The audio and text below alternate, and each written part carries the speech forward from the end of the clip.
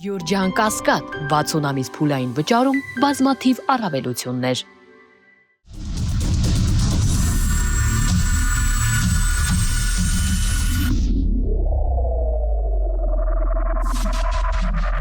Բարի երեկո, Մեդիաբի եթերում Մեդիա Արենան է, ես Արթուր Հայրապետյան, այսօր զրուցելու եմ Հայ ազգային կոնգրեսի համամասնական ցուցակի 3-րդ համարը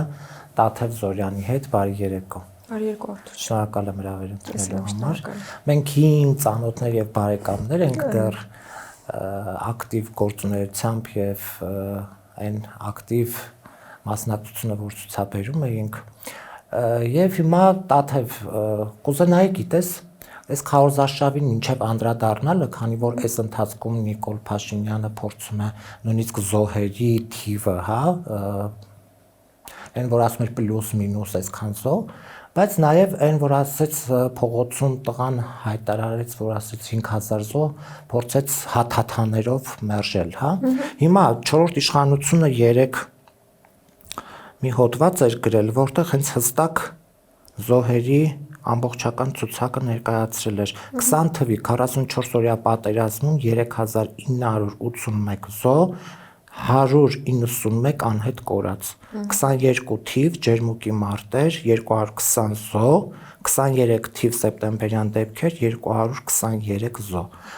Այս զոհերը երբ որ գումարում ենք 3 պատերազմ բերած այս աղետաբերը 5000-ը անցնում է։ Ուզում եմ հասկանամ տղան որտեղ էր սխալվել, որ ինքը փորձեց այդպես ասել, որ գիտեք ինչ 5000-ը որտեղից եք վերցրել, այդ թիվը որտեղից եք հնարում։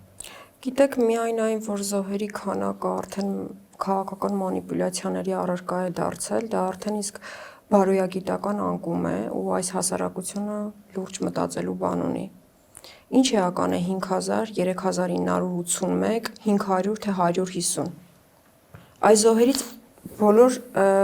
խուսափելու բոլոր հնարավորությունները մենք ունեինք։ Մենք ասելով նկատի ունեմ Հայաստանի Հանրապետությունը իդեմս գործող իշխանության, որը պահի իշխանությունն էր։ Նույնիսկ մեկ չարդարացված զոհը արդեն խնդիր է պետության եւ հասարակության համար։ Հետևաբար խորհուրդ կտամ քաղաքական պայքարի բոլոր կողմերին ուղղակի զոհերի քանակը չմանիպուլացնել, զերծ մնալ այդ հարցը արծարծելուց, որովհետև դա բարոյագիտական անկում է, բարոյական անկում է եւ ուղղակի պետք չի այդ թեման դարձնել քաղաքական դիվիդենդներ շահելու առարկա։ Իսկ Նիկոլ Փաշինյանը 5000 թվից հոգեխանգարմունքի մեջ է ընկնում, որովհետև դե բնականաբար գիտի հոգու խորքում ինչ աղետների առաջ է կանգնեցրել այս ազգին եւ այս պետությանը եւ ամեն անգամ փորձում է ինքնարդարացման ինչ-որ մեթոդներով սրտի հովանք բերել իրեն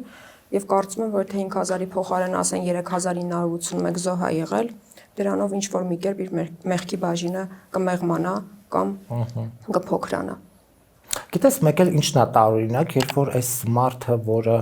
այսպես փողոցից եկավ, օդից ընկավ եւ նստեց այդ աթոռին, իշխանության աթոռին, որից հիմա ոչ մի ձև չի ձերբազատվում, փորձեց ամեն հնարավոր միջոցով մեր պետականությունը, անկախությունը, ոտատակ տալ եւ նաեւ մենք ինչքան էլ որ փորձենք անտեսել իր բառամթերքը քաղաքական եւ ոչ քաղաքական Այս մարդը փորձում է վարկաբեկել Ղարաբաղյան շարժումը, անկախությունը, հռչակագիրը, որը սահմանադրությամբ ամրագրված է եւ ես կուզենայի նաեւ անդրադառնային հռչակագրին, որովհետեւ հռչակագիրը ինքը առանձին, որպես համակարգ է ինստիտուտ։ Համակարգ, որը սահմանադրորեն ինքը կարգված է եւ սահմանադրության մեջ է, Հիմա այս մարդը նաեւ այն որ Ղարաբաղյան շարժումը փորձում է վարկաբեկել հռչակագիրն է որոշում, որ պիտի չլինի սահմանադրության մեջ։ Եթե հանկարծ այնպես ստացվեց, որ այս մարդը կրկին, չգիտեմ, ընտրակեղծիքներով, այս իր սադրիչ եւ սադրող քայլերով փորձեց նորից ընտրվել։ Մենք հաջորդ քայլը գիտենք որն է լինելու, սահմանադրության փոփոխություն, որը հիմնովին լինելու Ալիևյան սահմանադրությունը սեղանին դրված եւ երևի ունեն արդեն դարակում պիտի հանեն դնեն սեղանին։ Ինչ է լինելու եւ ինչ նոր աղետների առաջ ենք կանգնելու։ Տեսեք Արթուր ջան, եկեք մի պահ պատկերացնենք մարդ, ով հիմնահատակ ավիրել է Երրորդ հանրապետության հիմքում դրված բոլոր արժեքները եւ պատմաքաղաքական ձեռքբերումները, չունենք 3000-ամյա հայկական հող Արցախը, պատմության մեջ առաջին անգամ 3000-ամյա հայկական հողը այլևս հայկական չի։ Ու վստահ կարող եմ ասել, ցավով եմ ասում, բայց վստահ կարող եմ ասել, որ այլևս երբեք հայկական չի լինելու։ Ունենք հաղթանակած պետություն, ունենք հաղթողի դիրքերից բանակցելու, ինչ որ մի բան զիջելով շատ ավելի կարևոր բան ձեռք բերելու հնարավորություն։ Հիմա չունենք ոչինչ, չունենք այդ հողը 3000-ամյա հայկական, ունենք բազմաթիվ զոհեր, ունենք Հայաստանի սուբյեկտայնությունը խորապես վնասած կառավարություն, որը բնականաբար պիտի ուրանա Արցախյան շարժումը, պիտի փորձի նսեմացնել Արցախյան շարժումը, պիտի փորձի ասել, որ ոնց Արցախյան շարժը հարց եղել է, Ղարաբաղի հարց առհասարակ եղել է, այդպիսի բան չի էլ եղել։ Բնականաբար պիտի ասի այդ ամենը, որպեսզի իր մեղքի բաժինը փոքրացնի կամ առհասարակ վերացնի իր պատասխանատվությունը այդ ամեն ինչը կործանելու հարցում։ Բայց ասում եմ ունենք այսօր հանրապետություն այդ ամեն ինչից զատ։ Դե ասելով չի, այդ իրական Հայաստանի կոնցեպտը, իրական Հայաստանը ադրբեջանական օրակարգով առաջնորդվող եւ Ադրբեջանի կամակատարը հանդիսացող Հայաստանն է։ Եթե ձեզ ասեն իրական Հայաստան, դա այն Հայաստանը չի, ով ունի կայուն ապագա, ունի խաղաղություն երաշխավորված կամ ունենալու է թեկուզ ներկա։ Դա այն Հայաստանն է, որը բացառապես բխում է Ադրբեջանի ղեկավար Ալիևի շահերից եւ իրական Հայաստանը հենց ադրբեջանական Հայաստանն է, ադրբեջանաֆիկացված Հայաստանն է։ Հետևաբար Նիկոլ Փաշինյանին եւս մեկ անգամ, երրորդ անգամ վերարտադրվելու հնարավորություն տալ, նշանակում է կանաչ լույս վառել ադրբեջանական օրակարգի անխաթար եւ անխափան իրագործման համար հետայսու։ Սահմանադրության փոփոխությունը, սահմանադրությունից հռչակագրի բացառումը, անկլավների հետ վերադարձը, դրանք ուղղակի շատ փոքր, այսպես բողբոջներ են թվալու այն բոլոր պահանջների առաջ, որոնք հետևելու են Ալիևի կողմից, եթե Նիկոլ Փաշինյանը եւս մեկ անգամ վերարտադրվի։ Իսկ վերարտադրության դեմն առնելու ամենահատու ճանապարհը, ամենաիրատեսական քաղաքական ճանապարհը ընդդիմադիր ուժերի միավորումներ, կոնսոլիդացիաներ, միասնական ճակատով Նիկոլ Փաշինյանի դեմ հանդես գալու ճանապարհներ, որը մինչև այս պահը տեղի չի ունեցել, այսինքն ընդդիմության համախմբում քաղաքական առումով տեղի չի ունեցել։ Թե հետո ինչ կլինի, գուցե դա տեղի ունենա ընտրություններից հետո, ընտրության արդյունքում ստեղծված իրավիճակը գուցե այնպիսի իրավիճակ լինի, որ հնարավոր լինի բացառել Նիկոլ Փաշինյանին իշխանությունից կամ կառավարական շենքից։ Չեմ կարող ասել, ժամանակը դա ցույց կտա, բայց քաղաքական ճանապարհով, խաղաղ ճանապարհով, սահմանադրական ճանապարհով Նիկոլի վերարտադրությունը կանխելու լավագույն ճանապարհը ընդդիմադիր դաշտի կոնսոլիդացիան էր, որը քաղաքական առումով տեղի չունեցավ։ Օրինակ իշխանությունը անդադ այսպես իրենց վախերը փորձում է, հա, այլևս ակնհայտ դարձնել, ասում օրինակ Գյումրի 2 թույլ չենք տալու։ Չգիտեմ ոնց է լինելու, որ չեն թույլ տալու, բայց այս միասնականության մասին է, հա, ինքը նաև վախենում, որ հնարավոր է հետո ընդդիմությունը միավորվի։ Եթե շեմը հաղթահարեք կմիանաք որևէ ուժի, առաջնային ով կլինի հաջորդը։ Տեսեք, Հայ ազգային կոնգրեսը համենայն դեպս միակ ընդդիմադիր ուժն էր, որ քաղաքական հայտարարությունների մակարդակով հանդես եկավ ընդդիմության կոնսոլիդացված գնալու դիրքերից։ Այսինքն մենք ի սկզբանե պատրաստ ենք եղել համախմբմանը, միասնական ուժերով Նիկոլի վերարտադրությունը կանխելուն։ Դա ոչ թե անձնական սիմպաթիայի կամ անտիպաթիայի հարց էր, դա պետականությունը փրկելու օրակարգ էր, այսինքն Հայաստանը գտնվում է էկզիստենցիալ խնդրի առաջ, եւ այս պարագայում մտածել սեփական անձնային շահի, կուսակցական շահի, ամբիցիաների, պարլամենտական ուժ դառնալու մասին, մեղմ ասած,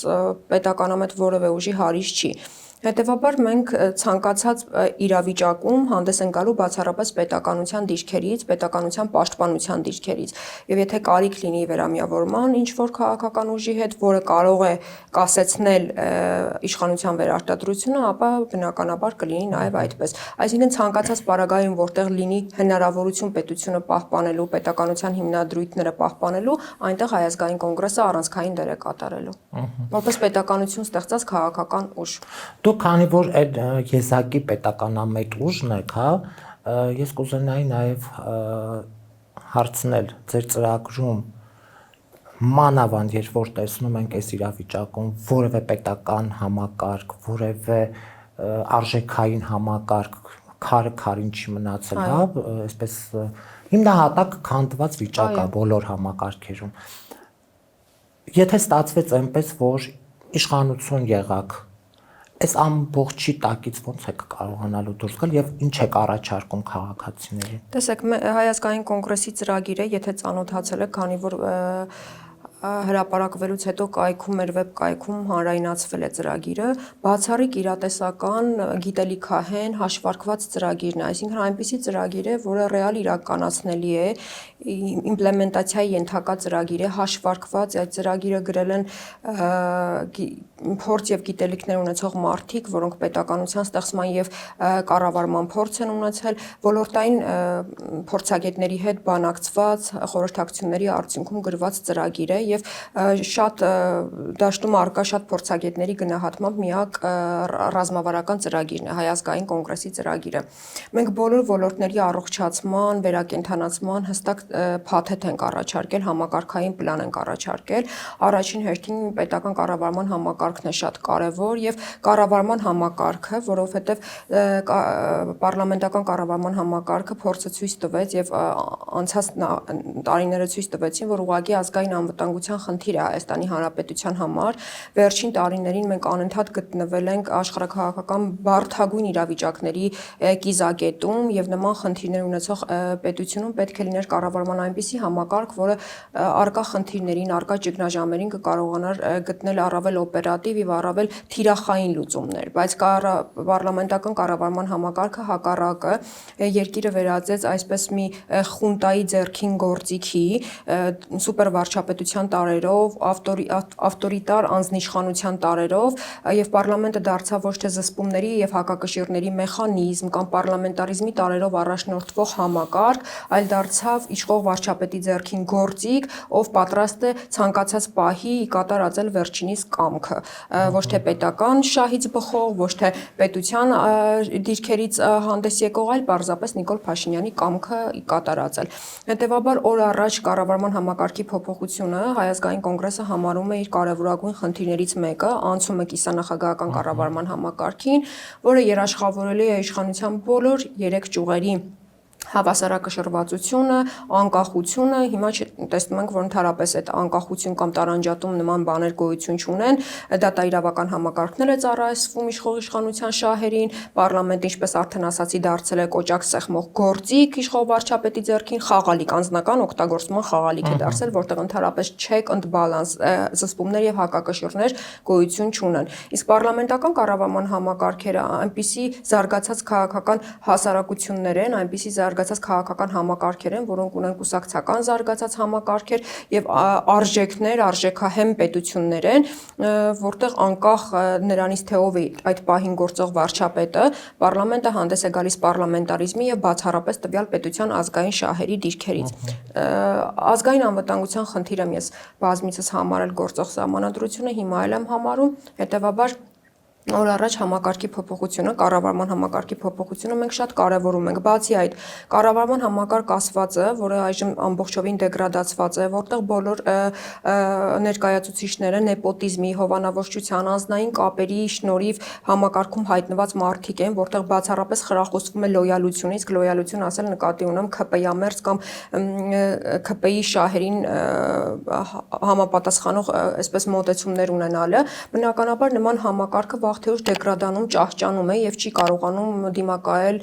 բոլոր տեսակի մարտահրավերներին, թե ներքաղաքական, թե արտաքին քաղաքական։ Կոնգրեսը առաջարկում է մի նոր սկզբունք, որը առաջադեմ աշխարհի առաջադեմ երկրներում վաղուց ներդրված եւ արդարացված սկզբունք է, դա մերիտոկրատիան է, արժանինքների սկզբունք,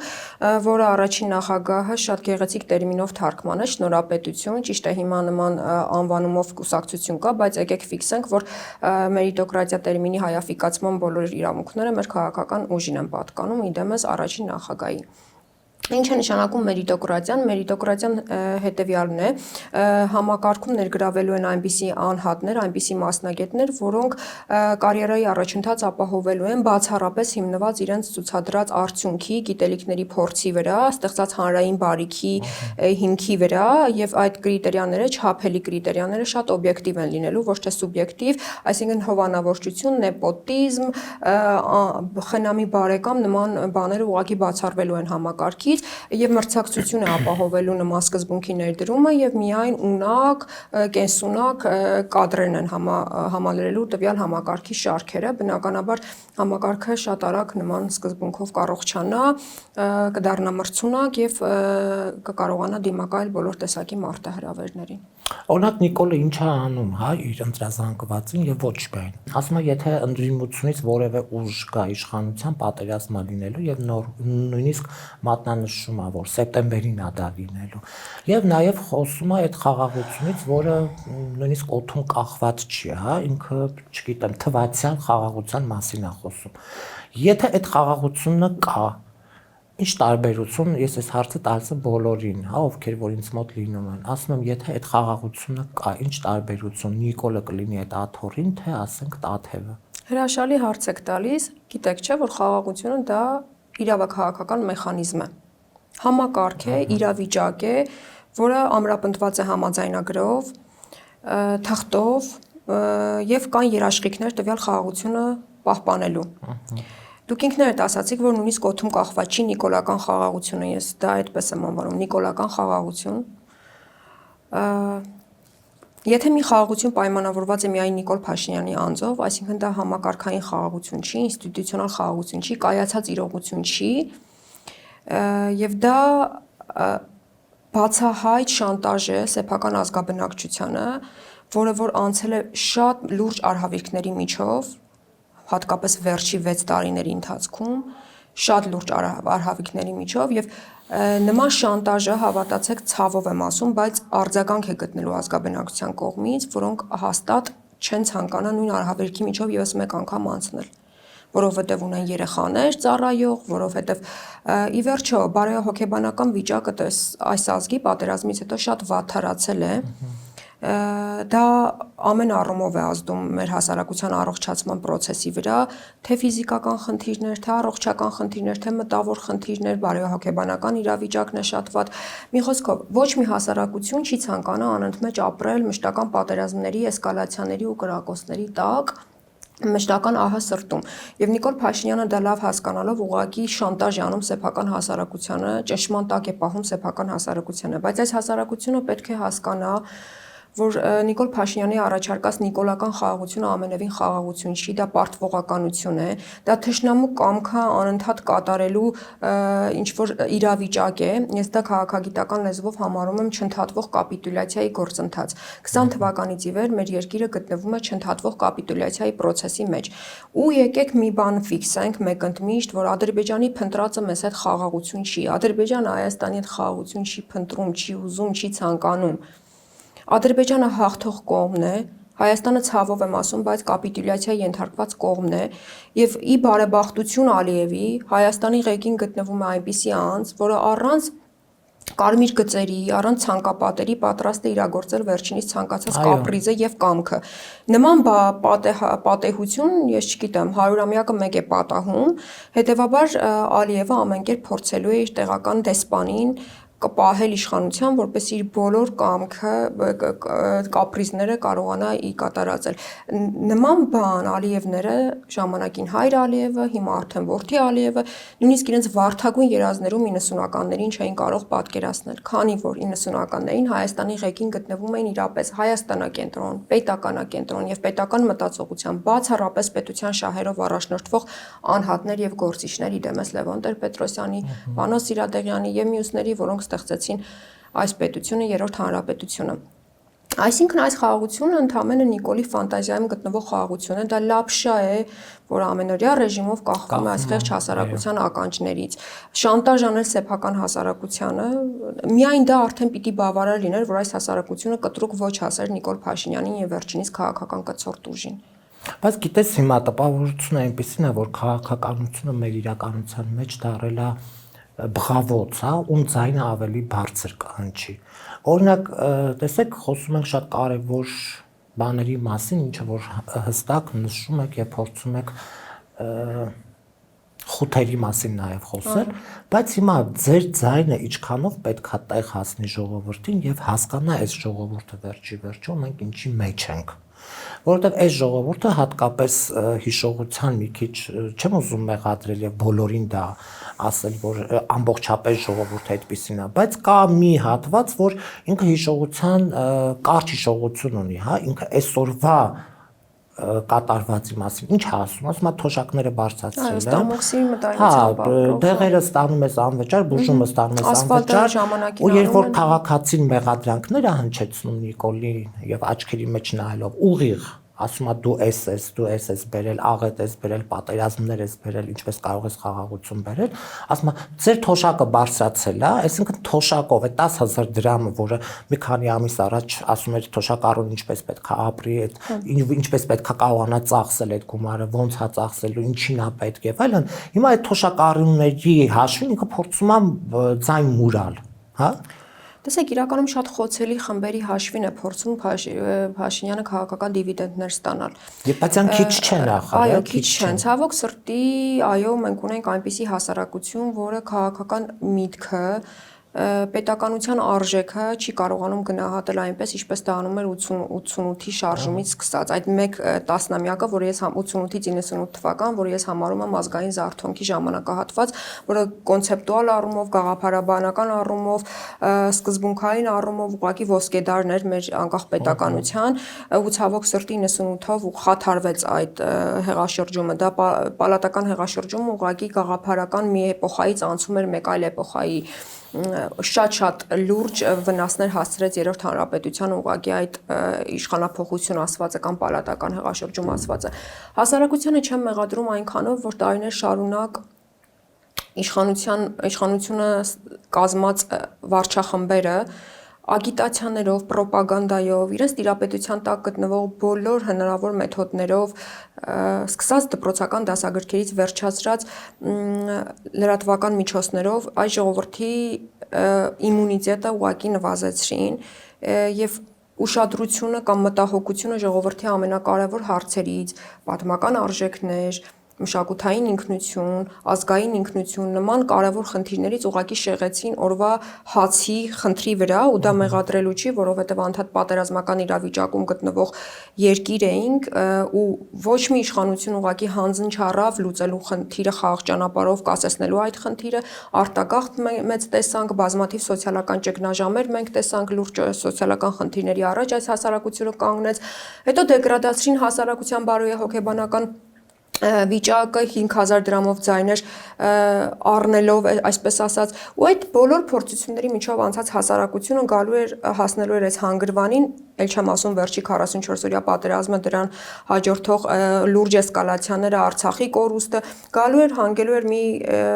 կետի, որ նրան լուրջ գաղափարները, քաղաքական միտքը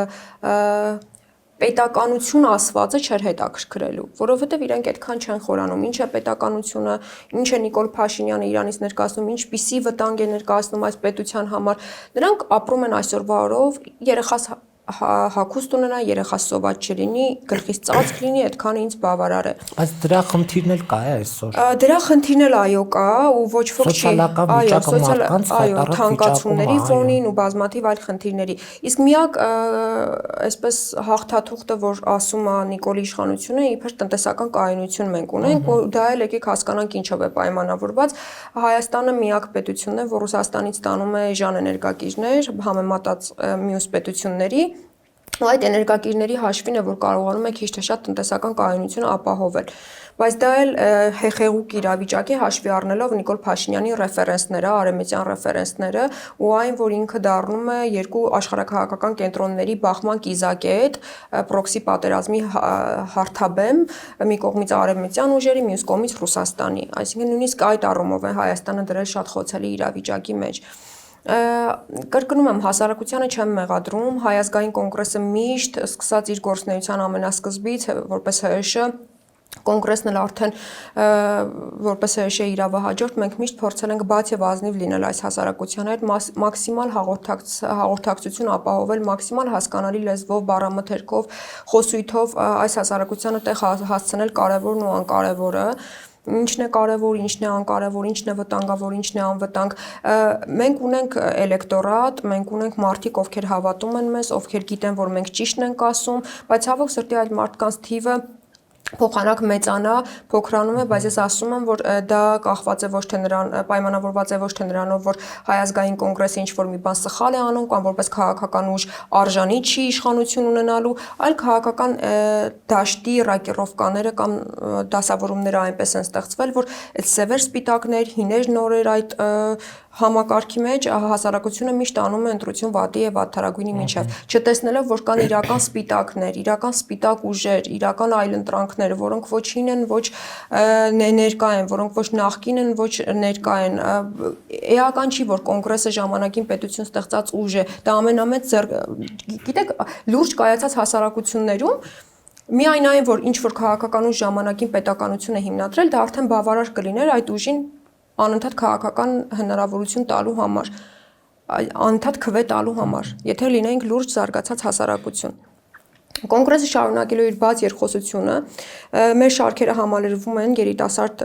անդամներով ու ոչ միայն երիտասարդ, մեր ձայնը տեղ է հասնում, ես քարոզարշավի ընթացքից կարող եմ ձեզ ռեալ դեպքեր ասել, որ շատ են գալիս մեր գրասենյակ, մեր ծրագրով շատ հետաքրքրված են, անընդհատ զանգում են, հարցնում են, բա սա ինչպես կանեք, բա սա երիտասարդությանը վերաբերվող ծրագրային դրույթները ոնց է կյանքի կոչելու, այսինքն մեր ծրագիրը, մեր խոսույթը արդեն իսկ գտել է իր արձագանքը հասարակության, հատկապես երիտասարդ հասարակության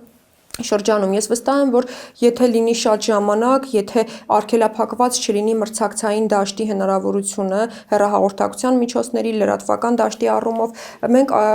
ինչ որ մի պահի արդեն հասնելու ենք այն կետին, որ կոնգրեսի գաղափարները արդեն լայն աջակցություն են ստանալու։ Ի վերջո միակ ուժն ենք բանականության ճրագը, ողջախոհության ճրագը, միակ պետականամետ ուժը եւ այս հասարակության ինքնապահպանման բնազդը մի օր արթնանալու է եւ հասկանալու են, որ կան մարդիկ, որոնք պատրաստ են իրեն առաջնորդել այդ խութերով եւ պետությունը պահպանելու դիրքերից հանդես գալու այդ ուժը առանց որևէ այսպես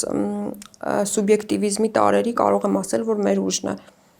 Եվ ես այս հարցը չեմ կարող չտալ, որովհետեւ մարդկանց շրջանում անընդհատ այդ խոսակցությունները շրջանառվում է, որ Նիկոլը հենց ձեզնից մեկն էր եւ Լևոնը բերեց Նիկոլին, հա, այս թեզը միշտ կա եւ ինչպես դա կարող ենք հասարակության մոտ առաջացնել այն կարծիքը, որ Նիկոլը ինքը անկախ նրանից որտեղից էր եկել եւ ուր էր հասել, բայց Նիկոլը մի մեկն է, որին ոչ վերահսկել կարելի էր, ոչ կարելի էր ինչ-որ բան պայմանավորվել, հատկապես պայմանավորվել, որովհետև այս մարդը ոչ միայն արկածախնդիր է, ինչպես առաջին նախագահն է ասում, այլ այս մարդը մի պատեհապաշտ, անձնապաշտ, չգիտեմ ինչ ասել, ինչ-որ մի բան հիմնադրած լինելու, առաջին լինելու, այո, քարին վերջ-վերջո չդրած եւ այս դեղին մամուլի ճղճղան լրագրող էր, որը չգիտեմ, տեղավորվել էր կոնգրեսի շարքերում եւ հայտնվել էր ազգային ժողովում։ Արթուր ջան, այս հարցին բազմիցս պատասխանել եմ, մի անգամ էլ պատասխանեմ ու հուսով եմ, որ մենք միշտ այս թեման կփոխվի։ Շատ ասենք, որ ժողովրդի մոտ տպավորություն այնպես չլինի, որ Ես իսկապես շատ երջանիկ մարդ կլինեի, եթե Նիկոլ Փաշինյանը իրապես համարվեր Լևոն Տեր-Պետրոսյանի հոգեզավակը։ Գիտեք ինչու։ Որովհետև մենք կունենայինք հայկական Արցախ։ Մենք չէինք ունենա 44 օրյա պատերազմը, մենք չէինք ունենա բազմաթիվ զոհեր, անհետ կորածներ, չենք ունենա կորսված սուբյեկտայնություն եւ չենք ունենա անմխիթար իրավիճակում գտնվող եւ Ադրբեջանի ֆորպոստ դառնալու հեռանկարով Հայաստանի Հանրապետություն։ Կունենանք արժանապատիվ խաղաղություն, ինքնիշխան խաղաղություն, գործոն հանդիսացող տարածաշրջանում գործոն հանդիսացող պետություն։ Այսինքն խոր գաղափարաբանական հակասություն կա Լևոն Տեր-Պետրոսյանի եւ Նիկոլ Փաշինյանի միջեւ եւ նույնիսկ ամենահեռավոր նշույլներով նրանք իրար հետ որևէ կապ չունեն։ Լավ է, դասերը չէր սովորել։ Նիկոլ Փաշինյանը սովորում է միայն սեփական անձնային շահի դասերը։ Նա ժամանակին, եթե մեզ հետ նույն ամբիոմնում է կանգնած եղել 2008 թվականին, ես շատ լավ հիշում եի, ու այն ժամանակ երեխա էի, բայց նույնիսկ այդ ժամանակ հակակրանք էի տածում նրա հանդեպ, չեմ էլ կարող բացատրել ինչու, երևի չհիմնավորված ինտուիտիվ ինչ-որ հակակրանք էր, բայց հետո տարիների ընթացքում հասկացա դա ինչով էր պայմանավորված։ Ինչով էր պայմանավորված։ Վախեր կային։ Ուղղակի չէի սիրում։ Այն ժամանակ երեխա էի, անչափահաս։ Ես հիշում եմ ելույթներից հետո իր թևերը ընկած տանում էին, որովհետեւ ես չէի սիրում իրեն։ Նույնիսկ մի անգամ հայրիկիս ասացի 2008 թվականի փետրվարյան ցույցերից մեկի ժամանակ էր, ասացի չեմ սիրում, էլի սա սկսեց խոսալ։ Հայրս ասաց, բայց ինչի՞ չես սիրում, տես ինչ գրագետ բան, բայց իսկապես չէի սիրում այն ժամանակվանից իր հանդեպ հակակրանք եմ ունեցել, գուցե դա այն ժամանակ չի հիմնավորված երեխայական հակակրանք էր, բայց հետո հասկացա ինչով է դա պայմանավորված։ Այսինքն շատ երջանիկ մարդ ինձ կհամարեի, անձամբ ես իմ անունից եմ խոսում, եթե լիներ նա Լևոնի հոգեզավակը։ Դուք գիտեք, որ ինքը ժամանակին հանդես եկել Լևոն Տեր-Պետրոսյանի խաղաղության ծրագրի աջակցությամբ, հայկական ժամանակում բազմաթիվ հոդվածներ էր տպում, որով հիմնավորում էր, որ այո, սա է միակ ճանապարհը Արցախյան հարցի լուծման։ Հետո կտրուկ անցում կատարեց, այլ կոնցեպտներ սկսեց առաջ քաշել։ Ինչ է դա նշանակում։ Դա նշանակում է, որ նա հեղեղուկ է, անկայուն եւ նրա միակ սերտած դասը սեփական անձնային շահն է։ Եվ եթե ինչ-որ մի ժամանակ նա մեզ հետ նույն ամբիոնում կանգնած եղել, դա չի նշանակում լինել Լևոնի հոգեզավակը։ Նա տարբեր ժամանակահատվածներում, տարբեր մարդկանց հետ նույն նավակում լողացել է, նույն նավի մեջ է եղել։ Բայց դա չի նշանակում, որ նա տվյալ մարդու հոգեզավակն է եղել։ Նա ինքն իր հոգեզավակն է, ցավով եմ ասում, բայց եթե ինչ-որ մեկի հոգեզավակը լիներ, գոնե ինչ-որ մի տարեր, ինչ-որ նշույլներ նրանից վերցրած կլիներ,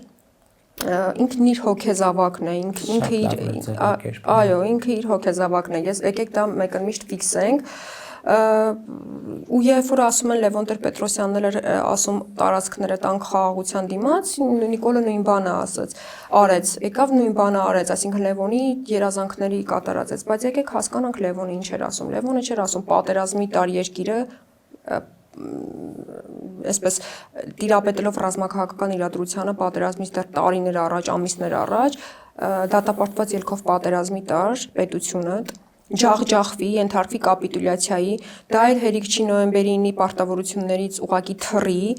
ու 3000-ամյա հայկական հողը դե յուրե եւ դե ֆակտո պրահայով սկուտերի վրա մատուցի քո թշնամուն։ Լևոնը նման բան չէր ասում։ Լևոնը ասում էր, քանի հաղթած ենք, քանի ճակատամարտը հաղթածի դիրքերում ենք, քանի ուժեղ ենք, քանի այս ազգը չի պրծել, վերջացել, եկեք հարցը լուծենք, քանի որ լուծման միակ ճանապարհը փոխզիջումն է։ Արթուր ջան, միջազգային հարաբերություններում, պետությունների հարաբերություններում որևէ կոնֆլիկտ, լինի տարածքային կոնֆլիկտ, թե ազգերի ինքնորոշման ատրիբուտ պարունակող կոնֆլիկտ, առանց փոխզիջման չի լուծվել ու չի լուծվելու։ Մոռացեք այդ մասին։ Պատմության մեջ չկա մի դեպք, որ որևէ կոնֆլիկտ լուծվի առանց կոնսենսուսի, առանց փոխզիջման։ Ու բացի այդ, դա միջազգային կոնֆլիկտ էր Ադրբեջանի եւ Հայաստանի միջեւ, ու կոնֆլիկտի լուծման ատյանը ԵԱՀԿ Մինսկի խումբն էր, որպես լուծման բարձր իրավաքաղաքական հարթակ։ Ու այդ մեխանիզմը, լուծման մեխանիզմը, բանակցված տարբերակները, սկսած 97-ի ամառվա փաթեթային տարբերակից, հետո 97-ի դեկտեմբերի 2-ի փուլայինից, վերջացրած 2019 թվականի Լավրովյանի մոդիֆիկացված պլանից հունիս ամսին ներկայացվել է Փաշինյանին, որ վերջինս մերժեց եւ երկիրը տարավ արկածախնդիր պատերազմի։ Դրանք բոլորը բանակցված տարբերակներ էին ու ներկայացված էին միջնորդ Ատյանի ԵԱՀԿ Մինսկի խմբի կողմից։ Այսինքն տվյալ կոնֆլիկտը, Ղարաբաղի կոնֆլիկտը, որը ընթանում էր, ինքը միջազգային կոնֆլիկտ էր եւ որևէ մեկը քնից չէր կարող արթնանալ, ասել, չէ, ես լուծման այս տարբերակի հետ համակարծիք չեմ, պիտի գնամ այս տարբերակով։ Միայն Նիկոլի մտքով կարող էր անցնել նման բան, ասել զրոյական կետից եմ սկսում։ Տարիներ շարունակ, տասնամյակներով տվյալ կոնֆլիկտը բանակցվել է, կոնֆլիկտի շուրջ բազմաթիվ բանակցություններ են ընթացել երկկողմ, դա էր մի ուրիշ արկածախնդրություն է, թե ինչու Արցախը դուրս մնաց բանակցային ֆորմատից, դա էլ արդեն մեկ այլ արկածախնդրություն, պատերազմականների կատարմամբ Նիկոլի նախորդների։ Մի խոսքով, Լևոնը ասում էր պետք է ուղղակի զիջենք, փոխզիջենք ինչ-որ մի բան, փոխարենը ստանալով շատ կարևոր բան։ Տարածքների հետ վերադարձի դիմաց մենք ապահովելու ենք 3000-ամյա հայկական հողի հայկականություն։ Արցախը 3000 տարի եղել էր հայկական, կշարունակեր լինել հայկական։ Հիմա ես պետքա մեջբերում անեմ հենց Նիկոլական, հա, այդ զանգվածից, ես մարդիկ ասում են թղթով ցույց տվեք, որ Արցախը մերն է եղել եւ հայկական է եղել։ Երեք էլ Գեգամ Նազարյանը, որը որդի է կորցրել եւ Արցախում պատերազմի ժամանակ, հա, իհարկե ես հիմա չեմ նույնիսկ երբ որ զոհված ծնողի մասին եմ խոսում, սարսուռ անցնում ամենովս, բայց այս մարդը ասում է ցույց տվեք մի թուղթ, որ Արցախը մերն է եղել։ Լավ, ես էլ Գեգամ Նազարյանին հարց ունեմ։ Ընկեր, եթե քո տղան Արցախում էր եւ զոհվեց Արցախի համար, ապա այդ դեպքում Նիկոլին հարց չունես, ինչու էր հայտնվել քո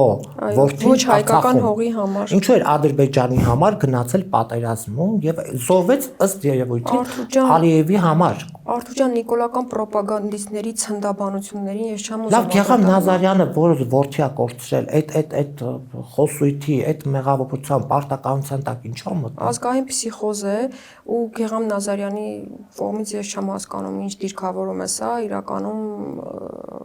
երբեք չեմ հասկացել։ Լոկալ Տեսեք, Արցախի հայկականությունը փաստող ամենակարևոր ատրիբուտներից մեկը գիտեք որն է, որ Արցախում ապրող բնակչության ճնշող մեծամասնությունը հայեր էին։ Դա ամենակարևոր առհավատչան է այն մասին, որ Արցախը հայկական տարածք էր։ Ճիշտ է, միջազգային իրավունքում չկա պատմական հայրենիք հասկացություն, historical land կոչվածը, բայց Արցախը 3000 տարի հայկական էր ու երբ որ զինադադարը կնքվեց ու ճակատամարտը ավարտվեց հայկական կողմի հաղթանակով, Լևոն Տեր-Պետրոսյանը ասաց մենք ապահովեցինք ամենակարևորը 3000-ամյա հայկական հողը կշարունակի լինել հայկական։ Մերն է լինելու ամբողջ Լղիմին մարզխորհրդի նախկին տարածքը, Ստեփանակերտ, Հադրութ, Շուշի։ Մերն է լինելու Հայաստանը Արցախին կապող այդ կարևոր կենարար հանգույցը, Լաչինի միջանցքը։ Մենք ունենալու ենք իր հայրենիքում ապրող, ստեղծագործող, արարող եւ ապագա ունեցող արցախցիներ, որոնց գլխին կախված չէ լինելու մշտական ցեղասպանվելու վտանգ։ Իսկ այդ հարցը չենք կարող լուծել ներողություն, որ ընդհատում եմ, նախորդ իշխանությունների ժամանակ։ Լավ, Լևոնը չհասցրեց։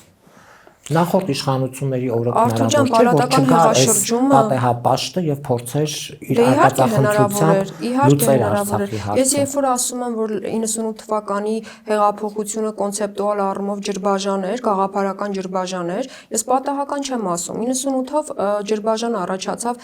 խաղաղության գաղափարաբանության եւ պատերազմի գաղափարաբանության միջեւ։ Լևոնի գնալով սկսեցին մեր երկիրը ղեկավարել պատերազմականներ, արկածախնդիրներ, ավանտյուրիստներ, որոնք հարցի լուծման ուղղությամբ որևէ առարկայական բան չարեցին։ Իհարկե Քոչարյանն ու Սերժի տարբերություն Նիկոլի գոնե չտորպեդահարեցին այդ հարթակը, բանակցությունների գնում բանակցում էին, բայց իրենք էլ այսպես էին առաջնորդվում։ Երկու քաղաքականություն էին իրականացնում, տեղական ազգաբնակության ականջների համար ներքին քարոզչություն, իրականում գնում այնտեղ այլ բան էին բանակցում, այստեղ գալիս էին ասում են մենք հող չունենք հանձնելու, հող տվողին կտանք հողին, ոչ մի թիս հող, այսպիսի բառամթերք, որը շարունակեց Նիկոլ Փաշինյանը, այսինքն ավելի շուտ Նիկոլ Փաշինյանը հենց այդ երկուսի հոգեզավակն էր, ոչ թե Տեր-Պետրոսյանի։ Իհարկե կարող էին լուծել, սակայն չէին լուծում, քանի որ ինչքան էլ բարձրագործ ճառերով ասում էին, որ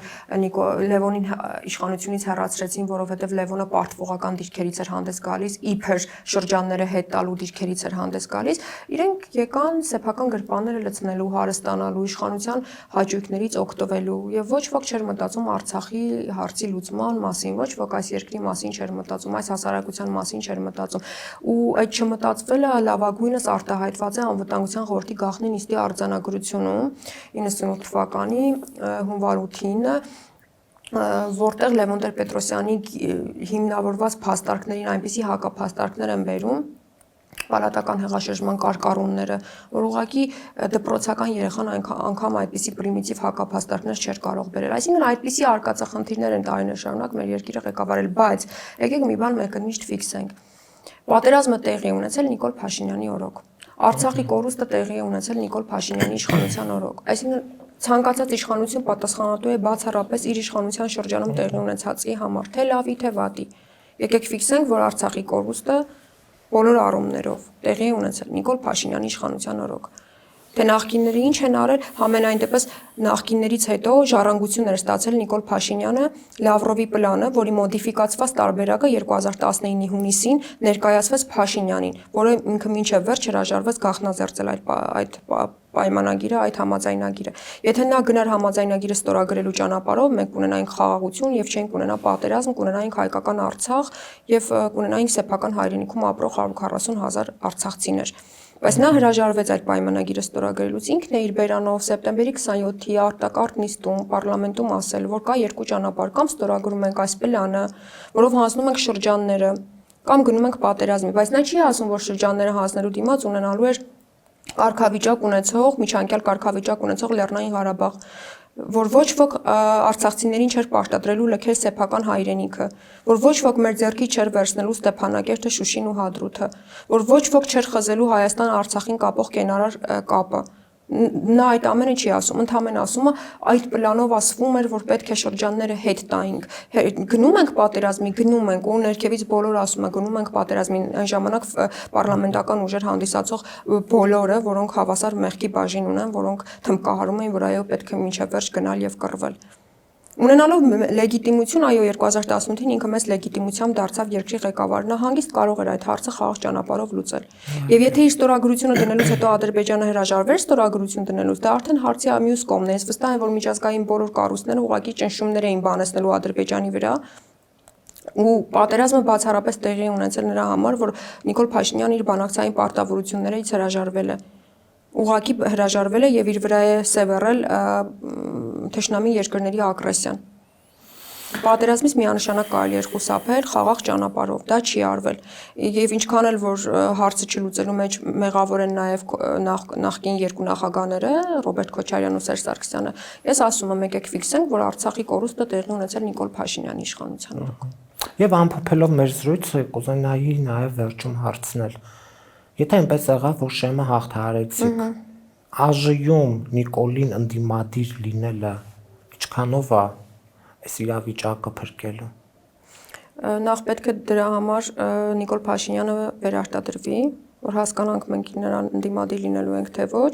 իսկ մենք նույնիսկ շատ փոքր ֆրակցիայով թե մեծ ֆրակցիայով էական չի, մենք նույնիսկ մի 4-5 պատգամավորով կարող ենք Նիկոլ Փաշինյանի լուրջ ընդդիմությունը լինել, նրա մղձավանջը լինել, գիշերային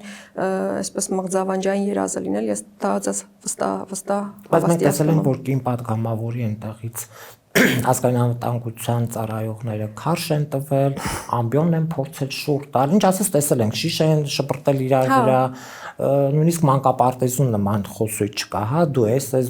նա դուրս է գալի նրան է պատասխանում եւ իրականում օրակարգեր որպես այդպեսին չի ձևավորվում եւ օրենքներ չեն գրվում։ Մենք ամենայն դեպս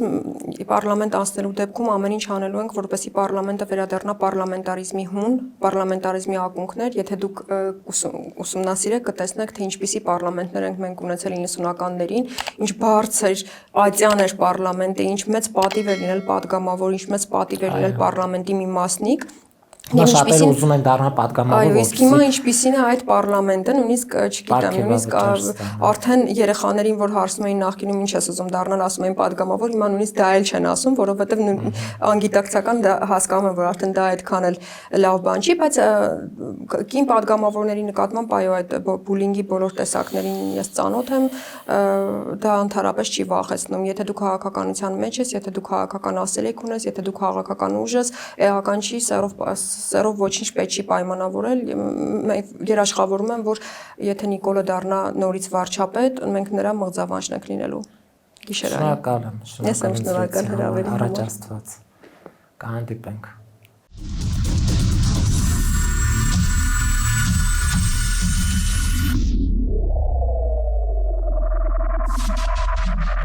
Յուրջան Կասկադ 60 ամիս փուլային վճարում բազմաթիվ առավելություններ